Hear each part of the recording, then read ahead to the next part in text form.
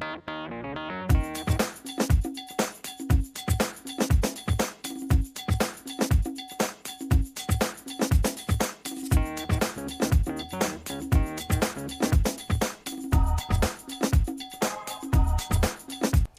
you all so much for tuning in with us. I'm Candy. I'm Courtney. I'm Kendra Michelle. And I'm Wisdom. And welcome to Chatty Catties.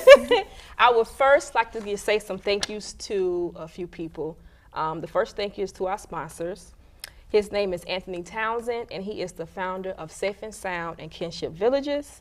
And another thank you is to our other sponsor, Geronimo Speaks, who is also the founder of Solace Coalition.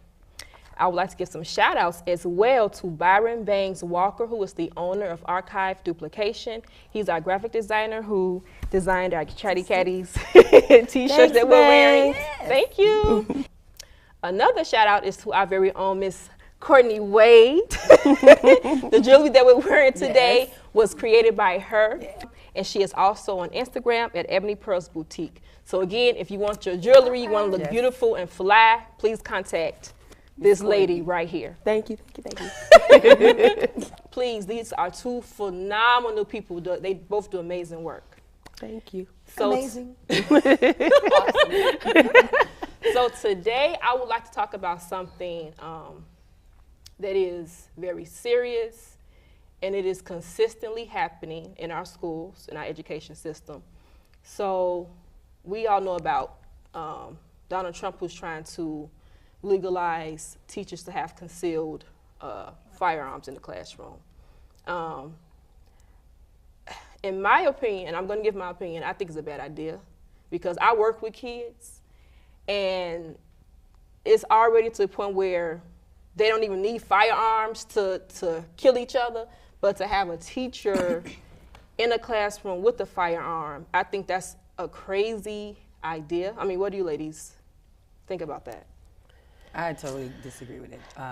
My daughter's in high school, so she was a part of the whole walkout a couple weeks ago. Oh, she was a part of that. Good. And they were talking about the whole issue with the teachers having guns. They actually wanted, at her school, they kind of mentioned they want to lock the kids in the room, have them in the room all day. The teacher pretty much has the key to let them in and let them out. And I don't think the kids should be locked up in order to keep them safe. The gun thing is a problem. I'm not hearing a lot about changing the gun laws, which to me is the real issue. I don't think teachers should have guns. Most teachers, to me, are not cut for violence. So why are we giving them a gun? And then we're dealing with kids who are, they know how to get things done. They know how to break into the desk and get the gun. So what happens when, a student gets a hold of the gun that's in the teacher's, Or what if there's a teacher that's actually kind of crazy? Right. Well, they just said, right after the march, that a teacher was in training for the whole teacher have a gun in, I think, Florida or somewhere, and she accidentally shot a student. See? Oh. And this is the concern. Why would you give teachers who are inexperienced, I don't care how much training you give them, and then something happens, and what if they accidentally, shoot a student by accident or kill a kid trying to save other kids and end up taking a life? So I just think it's like we're saying, okay, well, let's not get rid of the guns. Let's just give guns to everybody. And that's kind of what I see, because I'm pro carry. I am pro carry. Man, I think everybody should have a gun. My only concern is more guns. You don't fight guns with guns. And then on top of that, I don't know if the teacher's salary warrants them being an assassin. And, I mean, now there is a moral duty that will cause you to stand up and do what you can. But you're asking me to now become, now that's the only thing. It's like you're fighting guns with guns, and then you're asking these teachers to now shoot at him, go, it just went too far for me. Right. Now, far as the concealed carry and someone being crazy, I could, I have a four. I could be crazy. That's not my problem. My problem is not arming the teachers to protect them or protect the students. But I think that should be an option. I wouldn't be, my son is homeschooled, but I wouldn't have a problem if my son's teacher concealed to carry. I laugh and joke about being in church. They shot up church like, bro, me and Jesus gonna have good aim today. Get serious. So I would feel safer if my son's teacher had a gun and knew how to use the gun. Seriously? I wouldn't worry about them being crazy. But my problem is that's not the way to fight the problem. Basically, this is not the solution to the problem you're aiming to solve, is my thing. Like, that's not the solution. So my thing is, can a teacher conceal the carry? I don't have a problem with the teacher conceal the carry.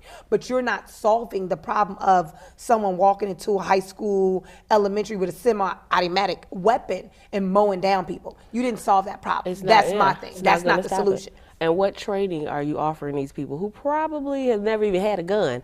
You know, I'm supposed to try to protect 30 kids and then use this gun at the same time. How is that even going to be effective? I don't see how that would work. And I think it would require extensive training.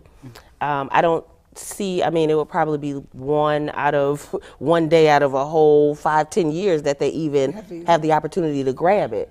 You know, and then So the kids grab it? No, the teacher. Oh, the teacher. The teacher. And then on top of that, if they add additional training, they're going to need more funding. And we already have issues with the education system and funding. So I don't see how overall, if you grab all entities that, are involved in education, I don't see how it's going to be effective. Yeah, it's not the solution. I think it's a bad idea. I wouldn't feel comfortable with my totally child being in a classroom with a teacher that has a gun. I work with kids, and the kids that I work with, they can easily get that gun. Right. Kids are very smart. Right, and that's what I was saying. But a I'm concealed totally carry, against that. it has to be on. Like I said, my big thing I just want to say is it's not the solution to stopping school shootings. Like your aim, Trump, and everybody else who's working on this problem, because there are multiple people, agencies that want to stop our children from getting killed.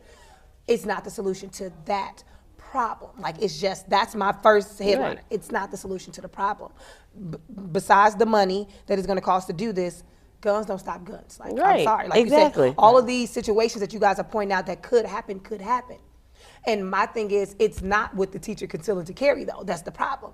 You know what I'm saying? Like, if this was a law where there was teachers saying, hey, for my safety, I wouldn't have a problem. But this is you saying, hey, we're going to solve school shooting by giving the teacher a gun. It's not, because like I said, maybe call me weird, but I grew up in a gun carrying family. Like, my grandma always had a couple guns, and these are legal guns. So I feel safer knowing that if something happened, hey, my son's teacher is strapped. Like, I mean, and what about all the other legal ramifications? And because I didn't have to. To get a FOID is a matter of not having a felony, filling out some paperwork, sending a picture. What training do I have? Same with the concealed carry. It's a number. It's just a couple of hours, a Saturday of your life, and they give you a concealed carry. So there is not necessarily the training. Like I said, it's just not the solution. And I don't even think that's good. I think, there's other countries where they actually have to go through a psychiatric evaluation, and they're not allowed, there's certain restrictions if you get a gun. And I think we should all do more of that. But these guns are stolen. Like, this puts me on middle ground with everything. I'm a gun owner. I plan on getting more guns. I fortunately just said I wanted an AK-47 and those. For me, the whole idea of having a gun, I don't know. I guess and that's what I'm saying. I've seen situations go bad because a little but situation. But they're stolen guns, so you're going to put more laws on me because I'm the only gun owner, right? That's what I just said. Yeah, man. So you're going to put more. You're going to put more strict laws on me, law-abiding citizen, carrying that's my amendment right. When those who are doing these shootings, these aren't their guns.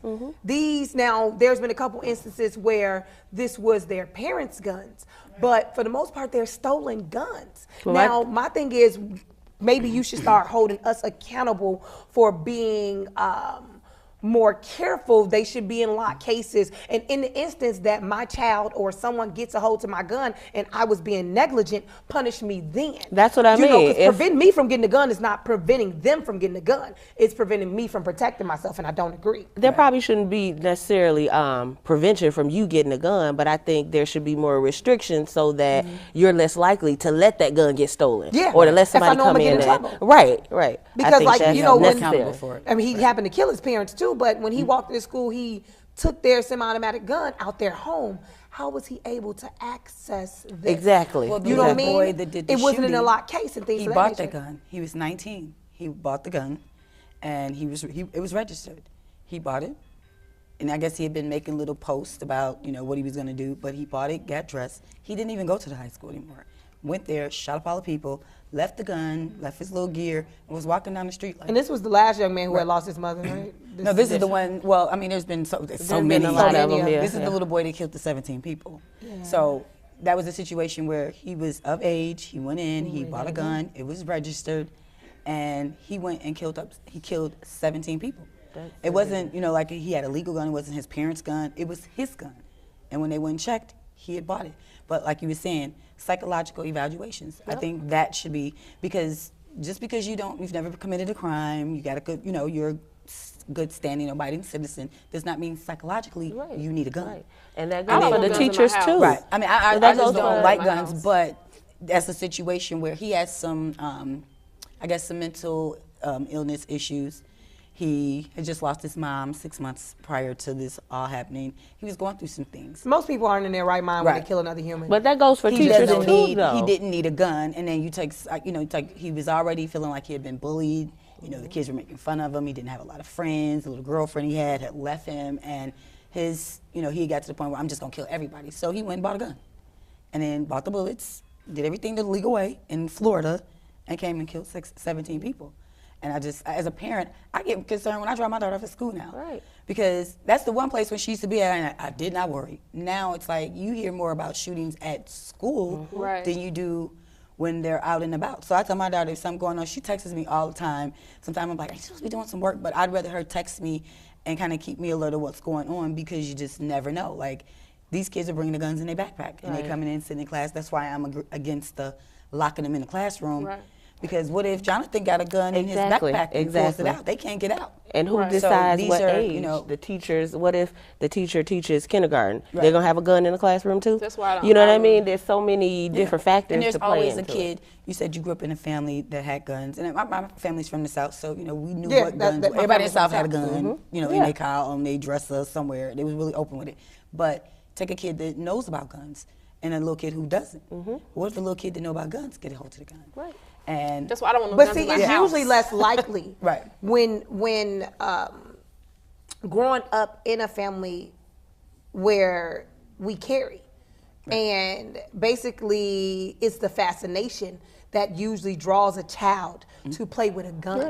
Right. That's just like when you see families who hunt. Or families who just believe in being ready, or have militant families or whatnot, however you want to describe it. I was watching a young lady on Facebook break a gun down, put the bullets in. She had to be like 10. I saw that too. I was the only person who, I don't know what you guys, when you seen it, I was like, way to go. The fascination isn't there when they wander upon the gun that should be locked.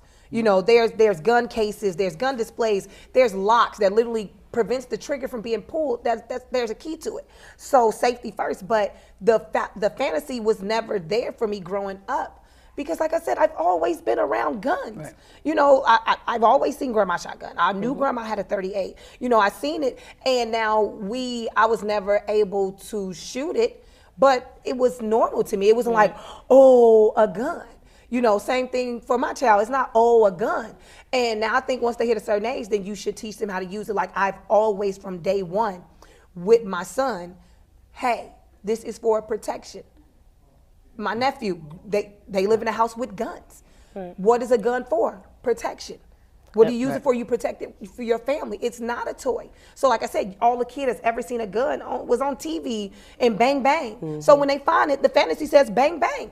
When no, we've talked about this. Right. You know what this gun is for. Somebody come through that door, somebody come through this window. This is what this gun is for. And my son has hit the age where we're about to go to the range. He's 16.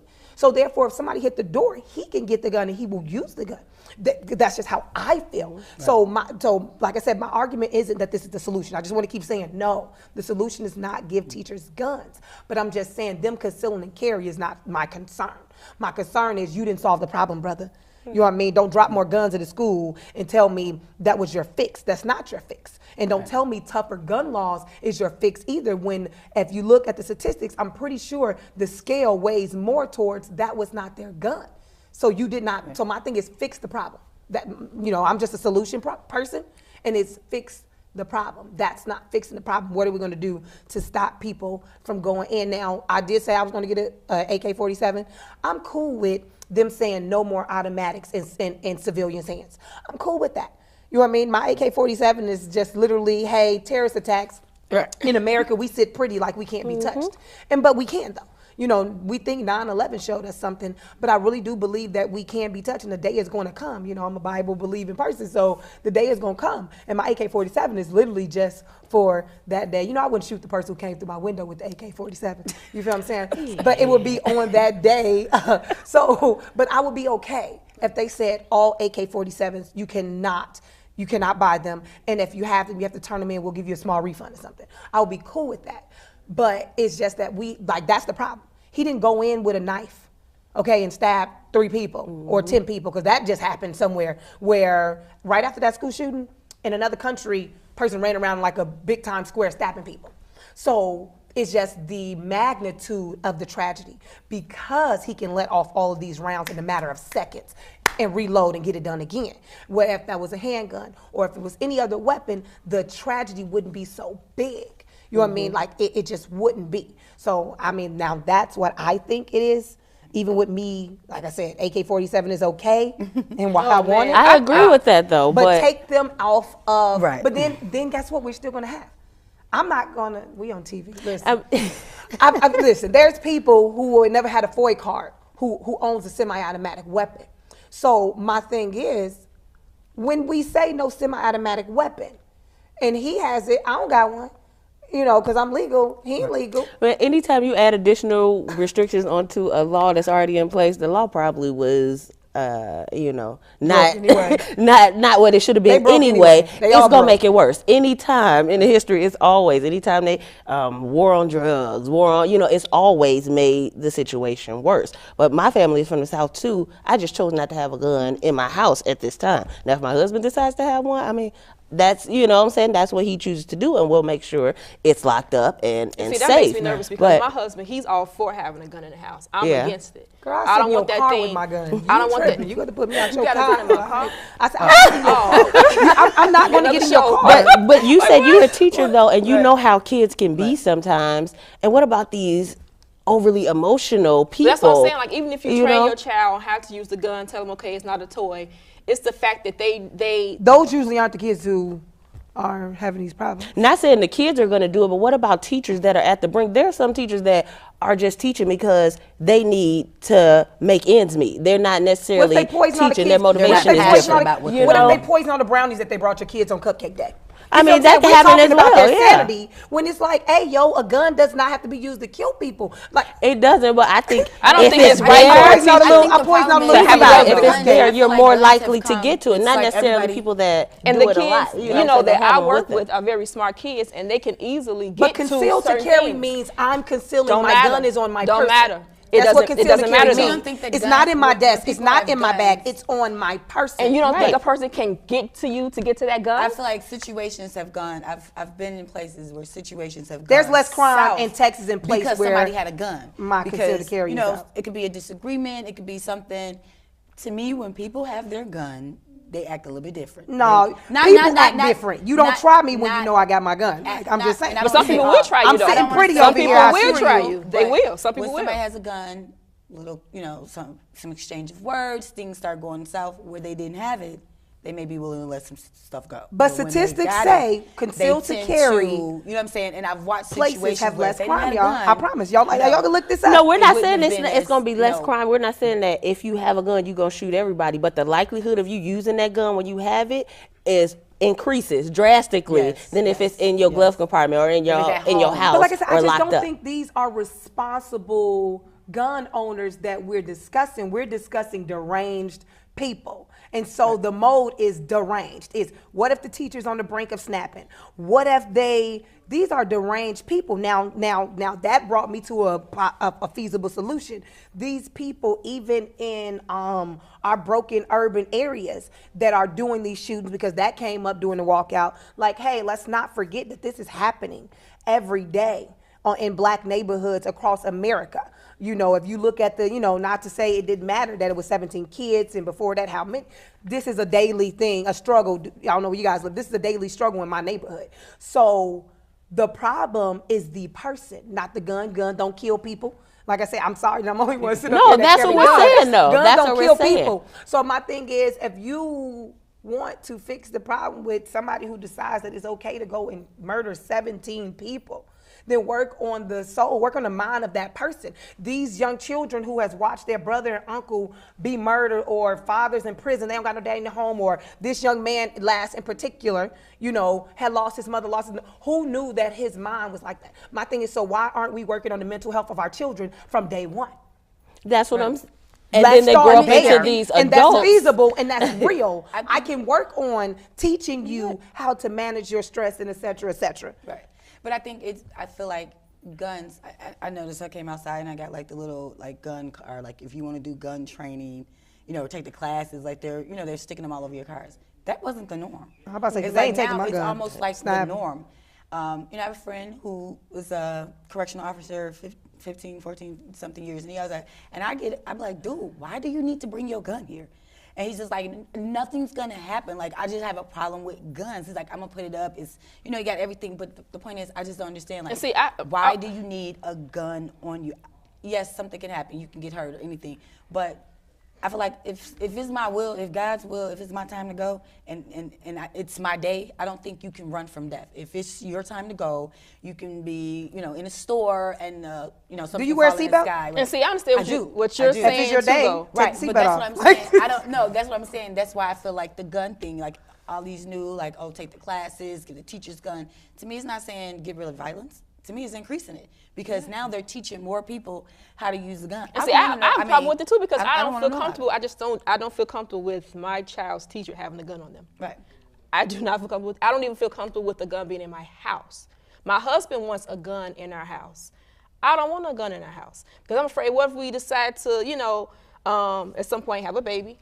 Baby grows up and just by chance, even if you train that baby Right. and They all will that play other with it, stuff, touch it, right. we have a baby and then that child finds that gun and you know, you can tell them, oh, this is not a toy and all the information you can give them. I just do not feel comfortable with a gun being in my house or my child going to school with a teacher that has a gun. It's too much of it already. I don't have a problem with guns. I just feel like you have to be properly equipped to deal and handle something that's so dangerous or can be potentially Even if you're dangerous. properly equipped, there's some nutty people out there. So what if your baby But goes that's to... no, we can't stop. Mental illness is Exactly. But I'm just Violence saying, always even if you're not exists. mentally ill, I can be. I'm not mentally ill. I'm perfectly okay. Same. Exactly. But if I have a gun on me, I can possibly one day just get really angry. You know what I'm saying? Right. It doesn't. I don't think it necessarily has. It matters in terms of being not ill. But people sometimes, if you trigger them, you don't know what they're going to do. But that's a what I'm saying, the psychological break, though. likelihood That's of still you a mental, using it that's still a mental increases, issue. but that's just because it's an additional tool in your tool belt. If you had scissors in your That's tool why I don't belt, think it's a good idea. Because my you thing know? is, you send your kid to the neighbor's house. Who owns guns? Let me guess. You're knocking on everybody's door asking, do you own guns before they can visit? No, you're not. But your child But if was I not find out that my properly neighbor has a gun prepared. in their house, I'm not going to send my child there. But before the incident, the same incident you said was going to happen in your house. You never talk to your child about guns, what they're for, what they look like. They find it in such and such shoe closet. They come over my house. They find it in my shoe closet. Now, mine's, like I said, mine's going to be locked. But I'm just saying, what if I didn't have it locked? And they found it in my shoe closet. Yeah, my gun is pretty. Well, they had this you know, and they situation thought with a they little wanted to play boy. with it. Ladies. Oh, we could go all Girl, day. I ain't never getting in your car. We could go all day. I bet you want me to have my gun if something she happens. Because if something happens, I bet y'all be the same gun that you and you, because you said you cool. the But same gun. we gotta end it. We Y'all gotta want me to close have it. Oh my goodness, this conversation want got me to have real it. deep and I real love heavy. that. But again, thank you guys so much for tuning in with us. Please reach out to us. Email us at chattycatties5@gmail.com. This was Chatty Catties. Thank you guys so much for tuning in with us. bye. I don't know, we were gun, somewhere- but I had a gun. I'm walking around here like You I'm better a not leave gangster. your gun in my like, If house. I had that gun, Don't leave no gun in my I'll house. be the first person.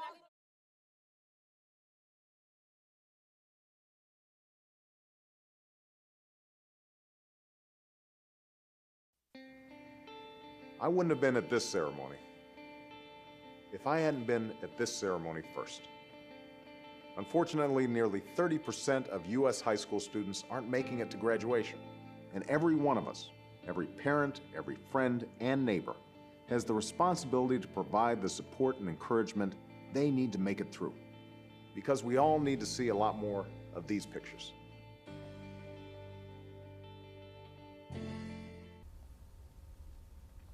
Welcome to Video Magazine. I'm Stephen Patterson, and as usual, you know, we have another exciting show for you. But one thing that I don't want y'all to get used to, and that's seeing me on TV. You know, I love to be behind the cameras and not in front of the TV. But while we're going through this transition, I told you we were going to be talking about some interesting things.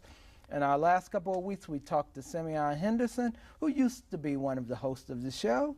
Well, guess what? We got back Cinderella, who's the other host of the show.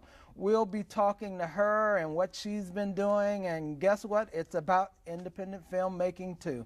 We'll be right back, and when we come back, we'll talk to Cinderella and find out what she's actually doing and all of the people that's working with us.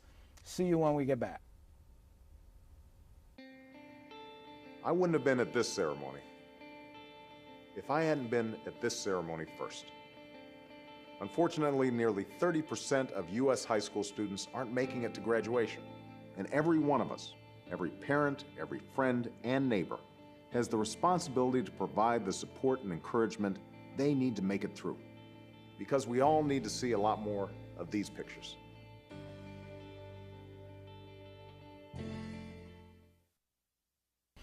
Welcome back to Video Magazine. I'm Stephen Patterson, the producer of the show, but I would love to introduce Cinderella. Some of y'all remember her from the shows that we've been doing, and I want her to tell you what she's been doing, and then she's going to also introduce some of the people she's been working with. Look forward to a great show. Cinderella, how you doing? I'm great. Thank you so much for having me back. I'm so excited. I've been gone for so long. It's been 2 years. Wow. So I know, and I miss Simbo has been also doing independent films, and I've been talking to him occasionally. He's in and out of town, just like, you know, as I have been doing for the last 2 years. So I'm glad to be back. Okay, busy is what you love to actually be. You don't want to be sitting around hoping that you're actually doing films. Right. And now what we're going to actually do is I'm going to give it back over to Cinderella so she can introduce some of the people that she's been working with, and then we're going to have a wonderful conversation. But I want you to actually be part of the conversation by giving us a call and asking us questions. Of course, the show is taped, and these people are not in the studio at the moment that you're watching it, but we can get in contact with them to forward them information that you might want to actually know. So, with that said, hey, Cinderella, why don't you tell me a little bit about what you've been doing, like I said, and some of the people you've been working with. Sure. Well, I have been acting and producing for the last 2 years, and I brought with me here today 2 great partners that I have that we have done, you know, films together. First one is Mr. Ricardo Islas with Alpha Studios, and on my left is Mr. Mark Harris with 1555 Filmworks. We work together as partners in independent films, and Ricardo is a writer, director, editor, and Mark also is a writer, director, and producer as well. And we have worked in with so many different types of films. I will let them speak. Well, when I met Cine, it was, I think it was 2005, 2004 actually. The first movie we did together was Night Fangs. It was a horror movie about vampires, and I remember Cine was very excited about being a vampire. That's what she told me. She called me on the phone and she said she was excited about being a vampire, so we did an audition and she was great. And she was great in the movie, and she's probably one of the most famous vampires of the last years who have been on the screen. And then we, after we shot and after we finished Night Fangs, we met Mark Harris. And then we started working, the 3 of us together. And the next movie that we did together was Mark's movie, and that was Holla If You Hear Me. And I don't know if you, Mark, want to give us any info about that one. Well, I met Sid maybe like 3 years ago, and she was the actress in Holla If You Hear Me, and Ricardo was the DP and editor for Holla If You Hear Me. And it's been a wonderful ride with the 3 of us just making movies together. Okay. It is so much fun making films with them because they're so knowledgeable in not just in writing, in editing and producing. That's why we work together so well as a team because I can't direct, I can produce, and I could act and produce, and so we take each, all those great qualities and we put them all together. And that's why our dynamics work so well, because of that. That's why our films are just so wonderful, and I can't wait for you guys to see it. The film that actually we're currently screening here in Chicago during the horror festival is titled Lockout, and that is one of our most controversial films yet this year. Well, that's the one you guys saw the trailer for. Okay, yeah. And so why is it so controversial? I mean, it's not. I mean, the trailer looks great, of course. What's the controversy in it? Well, I guess it has to do with the fact that the movie is based on reality, and this is a time in this country when 99% of the movies are based on other movies. So when you make a movie that is based on what you see in the streets, some people might get a little itchy. Uncomfortable. So because they don't want to deal with reality, So maybe that's why, and it's funny because after all, it's a horror movie. Exactly. Except that the premise for the horror movie and the way the characters are defined has to do more with what we see on the streets every day, and not so much with a remake or a sequel of another movie that I saw 10 years ago. Right. And I think that might be the reason why we're getting some kind of controversial comments from, at this point, distributors, because the people haven't seen it yet. I mean, the first time they're going to see it is on the festival. Okay. So it's still to be seen what the reaction of the audiences will be, who are ultimately the only ones that really care. They really matter. Right, right. Okay, so we was talking about, the different films, and so why don't we go into what I would like to actually do is, what I like to do when I talk about independent film or any film, is first by having the producer to give us a synopsis of the film. What's the film about, in short verse type of thing. So can you actually tell us a little bit about, give us the synopsis? Well, Lockout is the story of a common American man who is fired from his job in the first scene of the movie. Okay. And because of this, his life changes and his family life changes, and they're forced by economic reasons to move to a rural area in Wisconsin, to a house that they had in Wisconsin. So it's a complete change of life and environment and everything. With this change comes along a series of very mysterious events that they encounter in this new house that is increasingly taking them into a nightmare of violence and horror, and after all, it is a horror movie.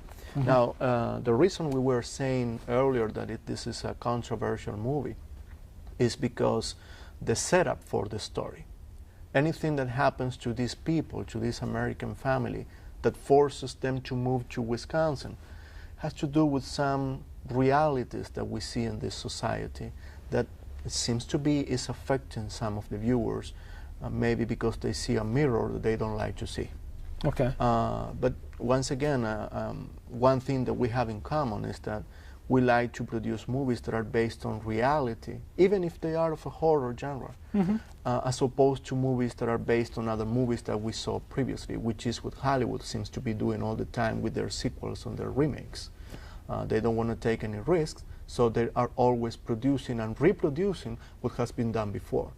Opposed to that, we are making a movie that, even when it is a common genre as horror, it is based on the facts that we think or perceive on life on the streets. Okay. And so, Cinderella, what's your role in this film? I played Chris O'Neill. I am the wife of the guy that got fired. And her part, I love her part because, she's a suburban wife, nice house, everything is just nice until he gets fired. So, I'm forced to live in this little house that we owned in Wisconsin, and just, let me tell you, making this film, it was incredible. We had 15 days to shoot the film, straight, we work straight. We go from Chicago to Wisconsin, and it is so intense. It's constantly intense because we shoot from, you know, one location to another. We're in a farm, and it's incredible. And just to be able to play that role was so wonderful for me because it's a totally different role from what I just played with Mark Harris's piece, which is Holla If You Hear Me. So it's fun to play a different character all the time. So yeah, so I hope you guys will be, you know, able to see the Lockout, because I played Chris O'Neill in that, then I played Jessica in Mark's Holla If You Hear Me. I played an R&B artist, and that is, you know, girlfriend of a hip hop artist. Totally different role. I love the different roles that we have. So well, that's a great segue into Holla If You Hear Me. As far as, why don't you give us a synopsis of that film as well? Well, Holla If You Hear Me is a hip hop horror, and it deals with a group of R&B singers and rappers who are lured inside this studio, and they're being killed off one by one. By someone who wants to get away with stealing their tracks. So, I mean, basically that's just the gist of the story. Okay. Yeah. And so I take it that y'all like to scare folks. Now, it is fun. No, but seeing how, you know, we're saying, you know, you're doing horror films and they're based on reality, I don't know how to actually put this. So, well, we live in America in the 21st century. Horror and reality are very much married at this point. Okay. So, if you're wondering, you shouldn't, because really, what we see is pretty scary every day in the news. Okay. And we can barely match reality with our little horror movies, to be honest. That's right. Yeah, that's very true, because when I read the script and I said, how can you think this way? I said, that's such a wicked mind. And then, thank you. you know, it's wonderful, because how do you come up with stuff like this? I always ask him that. And then when I go on the internet, I'm researching something, and then I hear in the news that this thing occurred 20 years ago, 50 years ago, or it's occurring right now. I said, oh my gosh. And here I'm thinking, this can't possibly be happening, and it is happening. So this is when reality, you know, meets movie, you know, and it's amazing. And like Holla If You Hear Me, you're thinking a bunch of, you know, rap artists and hip hop artists are lured into, you know, the studio, and they're getting killed by one because, you know, someone stole the tracks. And you hear this in the music industry, when someone, you know, has tracks, people go out of their way because they know it's worth a lot of money. So there's truth into everything that we do, you know, and that's why first I wasn't sure, you know, that I want to do horror, but then because it piques my curiosity, I've always wanted to play a vampire, so that's when it started. And it snowballed from there. Now I'm like horror queen. No, but actually, we are working on so many other projects that are psychological thriller, that are going to be drama. There's so many things that we're working on in the future. Yeah, tell me anything. I know you just want to actually bite into somebody's neck, oh, you know, that's or fun. chop somebody's head off or shoot somebody. I mean, how many opportunities do you get to have to change your personality, and suddenly you're this, you know, but vampire? You haven't changed it that much, really. Don't I look like a vamp right now? Well, there's one thing about horror, and this has to do also with market. Horror is one of the few genres that you can get away with selling without having names attached to it, stars, because it has a very loyal, hardcore, core following. Mm-hmm. Yeah, Absolutely. that they don't really care that much if they're going to see a star on it or not. So that's the reason why so many independent filmmakers in this country and anywhere resort to horror when they're getting started. That wouldn't really ring true to me, because I've been doing horror since 1985. So I'm doing it because I like it. But that's still, even if I've been doing it since 1985, I've done other genres as well. And I know for a fact that when you're doing horror, you can get away with many things that in other genres you can't. Okay. Yeah. And that makes perfect sense. And that brings me to something that you did say that I didn't talk about at the very beginning. Inspiration, as far as what inspired each one of you to actually even go into the independent film era? Were you know, sitting at home and looking at TV and say, "Oh God, I could do better than this," or you know, did you go to the theater and you go, "Ooh, one day," and then you was writing screenplay and you say, "Hey, let's take it to the silver screen," as they say. Why don't we start off with you, Mark, since you got that look in your eye, that glimmer? For me, it was. I mean, I started off writing, and I had no idea. I mean, I just didn't want to direct at that particular time, and so I was like really forced into directing because, you know, I had a couple of scripts that were supposed to be produced out in LA, but it never happened. So I just gave it a shot, and I shot my first film in 2004, which is White Man Cheat, and it's with a company called Day for Night, and so that's I mean, I was just like forced into it. And then after that, you know, I mean, I enjoy it. I mean, I love it actually, you know. And but I mean, I think I'm more of a writer than a director. I mean, I really don't consider myself as a director. I consider myself as a filmmaker because it's like a process. I mean, it's like different people working together. You know what I'm saying? And the director is really like the quarterback. It's like a football team, you know. Right. And the director is the quarterback. So I don't consider myself as a director, quote unquote, but I am a filmmaker. You know, and I just work with a group of people just when we get it done, and that's the most important part about it, you know. Okay, makes sense. And Cinderella, I dare not ask you, so I'm gonna jump right over to Ricardo. Ricardo, what was your inspiration? Well, you know, as I said before, it started very, very long time ago. Right. But even then, what happened? Well, even then, but I mean, even then it was different because we're talking about not only long time ago, but as you can probably feel by my accent, also in another part of this planet. Okay. So I am from South America, a small town in South America, in Uruguay. So back there, I just had no other option. If I ever wanted to get a project or a movie done, there would be only one option, and it's to make it myself. So, right. But it was different from Mark, who had the chance to do it independently. I could have never done this independently in a small town in South America because I could barely eat. You know? Right. So I went to the TV station like this, and I talked to the people at the TV station with a script under my hand, and they read it, or maybe they didn't read it. They just probably they didn't. I mean, they told me that if I could get some sponsors, they would make it happen, and that's how it began. So, but that's as far as how it began. But as far as inspiration, I have to say that I do what I like to see. Since I can remember, I've always liked horror movies. I grew up watching American television dubbed into Spanish. So I saw American television and also European television. I saw many horror movies from the 50s and 60s from the United States, but also from Britain, from England. And I got to love them, I mean, especially the British one, to be honest. Tell me one of your most favorite ones. Christopher Lee playing Dracula for Hammer, you know, and Peter Cushing playing Van Helsing. I mean, those guys really made my days in my childhood. And so I grew up loving that and loving an American TV show.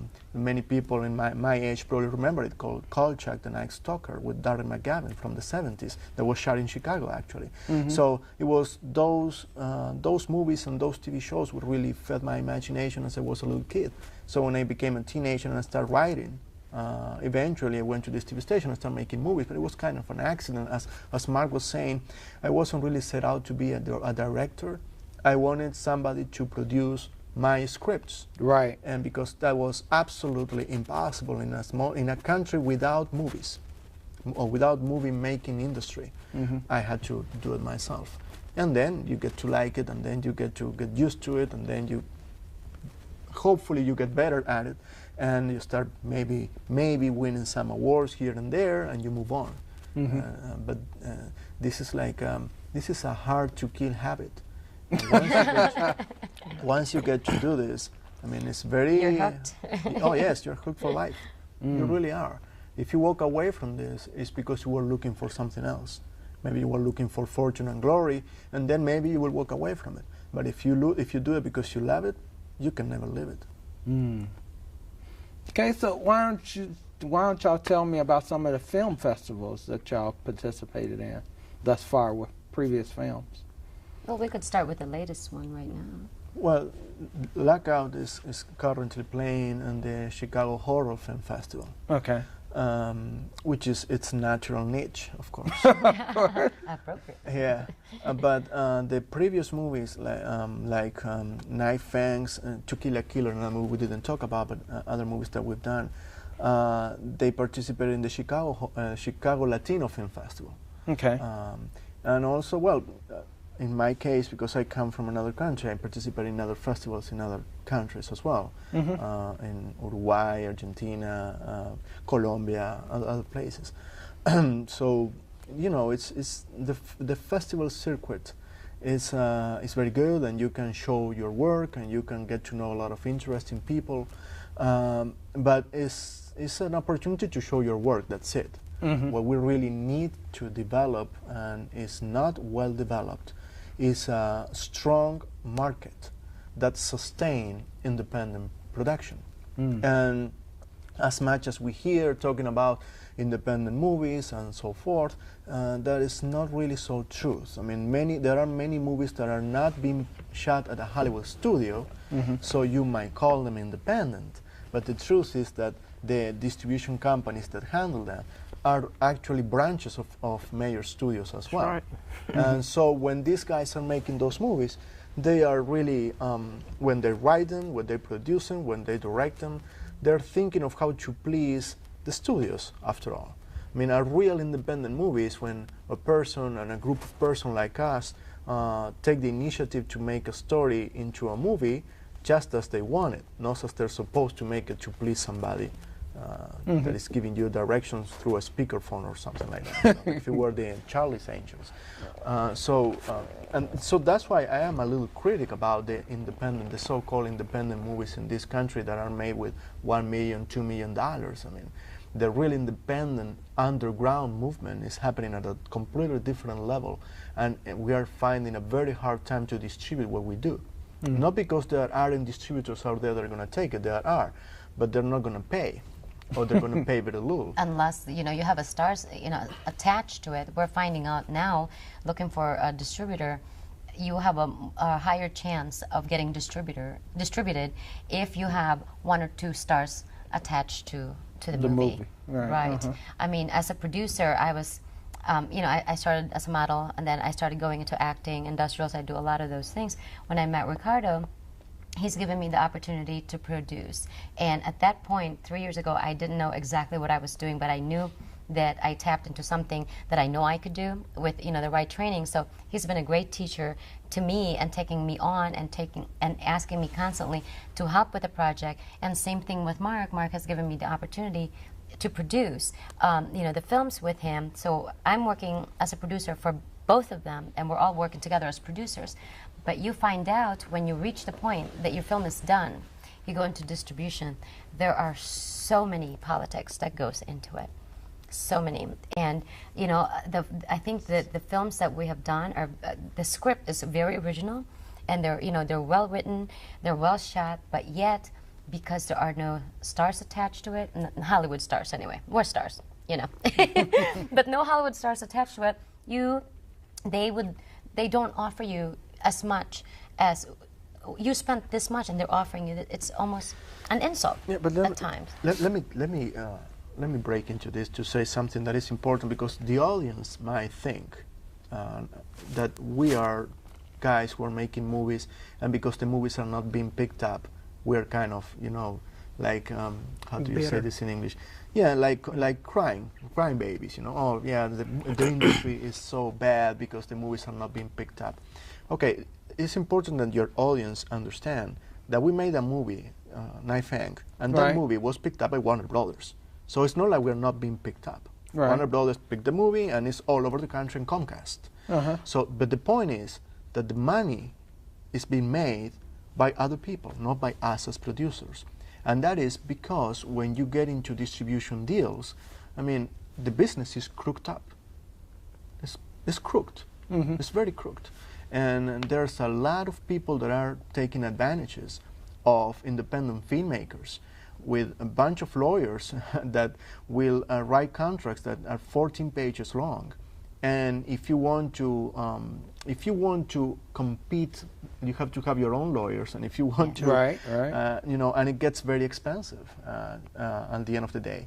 And so, but the truth is also that there are so many people making independent movies right now that these guys, the distributors, can basically do whatever they want. Because, you know, if they know that if you don't go with their deal, there's a whole bunch of other guys out there that are going to give away what they do for nothing, because this is a misconception. And I hope that there are young people watching this show right now, maybe, hopefully, they want to go into filmmaking. There is a big misconception, and the big misconception is that somebody is going to see your work on a shelf and is going to discover you and take you to Hollywood. Guys, I'm sorry, that is not going to happen. That's right. That is not the way it works. You have to take your butt to Hollywood and live in Hollywood and make friends and go to a lot of parties if you want to be in Hollywood. Because you make a movie with your friends and you give it away for nothing to a distributor, the only thing that you're getting is a distributor that is making money for free. But you're not getting yourself into a Hollywood star. That's not how it works. So what should happen is that everybody who is making independent movies gets stronger, and they do not give their products away for nothing. Exactly. So distributors will have to pay like they used to pay in the 60s, in the 70s, and in the early 80s, until everybody started making movies because of digital technology. When everybody started making movies because all you need is a little camera and a PC, then everybody started giving the movies away for free. And then distributors, of course, they're business people. You know, if you give them something and you say, oh, I just want to be on TV, or I just want to be on a shelf on Blockbuster or whatever, or on Walmart or whatever, the distributor is going to take it. It's going to give you, oh, it's going to say, I don't know what I can do. I think I can give you $1,000. And then they make $100,000. It's a great business for them, but what about us? What about the It is amazing. But don't they actually give you what your cost was? No. As far Are you kidding? Oh, Hardy, I think I hit a nerve there. I think I had y'all a went, no. No, they don't. Yeah, for Holla If You Hear Me, I had a company who called. They were interested in the film, and they called. You know, they said they want to make a deal. They all do. Ooh, okay. I like the way you say that. And the deal was, we'll distribute your film, but they don't want to give us anything up front. You know, and they tell you that, like Ricardo was saying, they tell you that they're going to go 50-50 with you, but you never see that money. Never see that money. This is what they do. And please, guys, if you're watching here, just you want to This is make a movie, reality this is checker, how yeah. it goes. They're gonna tell you, maybe they're gonna give you some advance. That it's gonna be a joke most of the time, and then they're gonna give you royalties, and that's on a contract. It's just Right. royalties. Everything's Right. But everything is on a contract. But they will give you royalties after they deduct the money they they spend Marketing on marketing or expenses. whatever, and that's when they lie. That's when they start. Oh, but I have $20,000 expenses in marketing On this what? month. Yeah, On exactly. what? These are independent movies. You don't see this on primetime television. right. You don't see banners on the streets or on the. I mean, we are here. We are on the internet. Where are your banners? Where is it? I mean, especially when you make horror movies, there's only one or two main channels where you can publicize a horror movie. That is Fangoria magazine and some websites. If you didn't see your banner or the advertising for your movie in those magazines, because they're spending nothing on it. So when they come to you and they say, I spent $20,000 on marketing, on what, with your mama? Where do you spend that money? That's baloney. And this is from experience. Yeah, And this is from that's experience. we have experienced So they that. send you a report every 4 months, and the report says that they're making $60,000, that they cannot give you anything because they're spending money on marketing. So maybe on Mars or in Jupiter, because on planet Earth I Because we didn't don't see see any marketing. We were looking. Maybe the for- Martians are buying it, but here it's not happening. So Okay, well, that we definitely need to get into a little more of that. What we need to do, though, is we're going to wrap up this part of the show, and what we'll do is have you come back once we actually roll our next one, and we'll talk more about this distribution deal, as well it's a as fascinating subject. as well as future filmmakers, some of the things they need to look at, and some of the projects that y'all are actually working on. I just want to thank y'all for actually coming on to the Thank you for show having us. and sharing with what y'all have done thus far. And we look forward to talking to you about what you're going to be doing in the future. But right now, why don't we kind of wrap up the thing with just giving people a little information on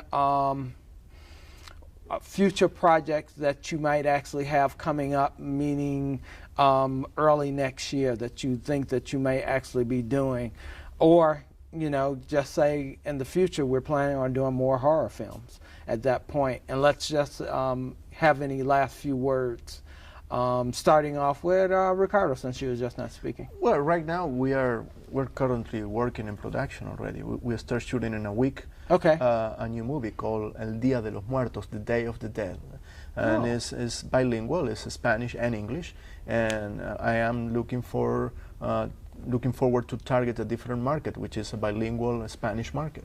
Okay. So it's a horror movie also. We'll definitely talk about that then on our next show.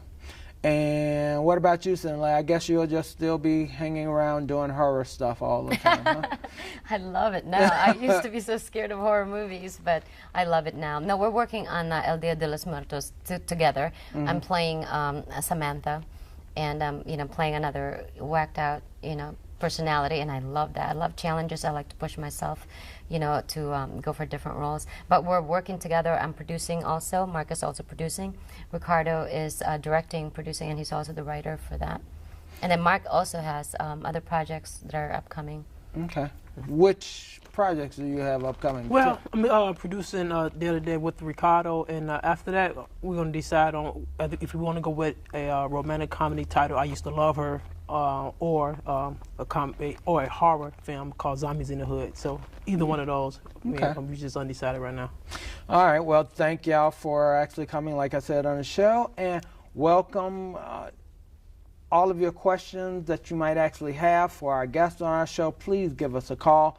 We'll forward those questions to them and get back to you on them as far as what they're actually doing. You'll also be able to look on our website and get links to any type of information that might be set up there. And we look forward to talking to you next week on the Video Magazine. Thanks.